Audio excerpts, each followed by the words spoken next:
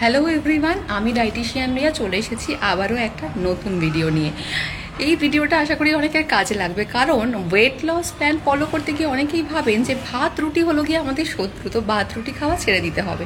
কিন্তু ব্যাপারটা কিন্তু একদমই এরকম নয়। আমরা যারা ওয়েট লস প্ল্যানে রয়েছি বা ভাবছি পুজোর আগে একটু নিজেদেরকে হেলদি অ্যান্ড ফিট করব, তারা কিন্তু ভাত খেয়েও কিন্তু ওয়েট লস করতে পারেন। আমার মতো ভাত লাভার কারা কারা আছেন অবশ্যই কমেন্ট করবেন কিন্তু।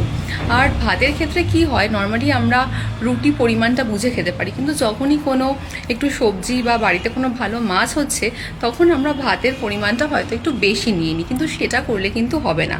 আপনার জন্য কতটা পরিমাণ ভাত দরকার সেই পরিমাণটুকুই নিতে হবে। পরিমাণের অতিরিক্ত খাবার খেলে কিন্তু তখন ওয়েট গেন হতে পারে। তো আমরা যারা ওয়েট লস প্ল্যানে রয়েছি তারা কিন্তু অবশ্যই লাঞ্চে ভাত রাখতে পারি। যদি কোনো ছুটির দিন হচ্ছে সেক্ষেত্রে আপনি ফ্রাইড রাইস, ঘরের তৈরি বিরিয়ানি এগুলোও কিন্তু ডায়েটে রাখতে পারেন, বাট অবশ্যই কিন্তু পরিমাণটা বুঝে।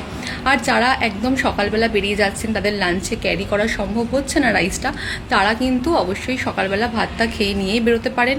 বা ওয়ান পট মিল হিসেবে যেটা বললাম, ফ্রাইড রাইস কিন্তু আপনারা সমস্ত সবজি বা ডিম দিয়ে ক্যারি করতেই পারেন। আমি একটা কথা বলবো যে রাত্রেবেলা চেষ্টা করবেন যে রাইসটাকে একটু অ্যাভয়েড করার জন্য, যারা ওয়েট লস প্ল্যানে রয়েছেন। বাট যাদের হয়তো অ্যাসিডিটি বা গ্যাস্ট্রিকের প্রবলেম, তারা সামান্য এক মুঠো ভাত অবশ্যই খেতেই পারেন, এবং চেষ্টা করবেন সেক্ষেত্রে ডিনারটাকে একটু আগে করে নেওয়ার জন্য। তো ভাত কিন্তু আমাদের শত্রু নয়, ভাত কিন্তু আমরা ডায়েটে রাখতেই পারি, এবং ভাত খেয়েও কিন্তু অনেকটাই ওয়েট লস করা যায়। এবং প্রচুর রিভিউ আমি অলরেডি তোমাদের সাথে সেক্ষেত্রে পেজে শেয়ার করে নিয়েছি। আর ভাতটা যখন আমি বলছি পরিমাণটা কম নাও, সেক্ষেত্রে চেষ্টা করো ডাল, বেশি করে সবজি, স্যালাড এবং একটা প্রোটিন আইটেম দিয়ে পেটটাকে ভরানোর জন্য। তো ভাত খাও এবং ওয়েট লস করো।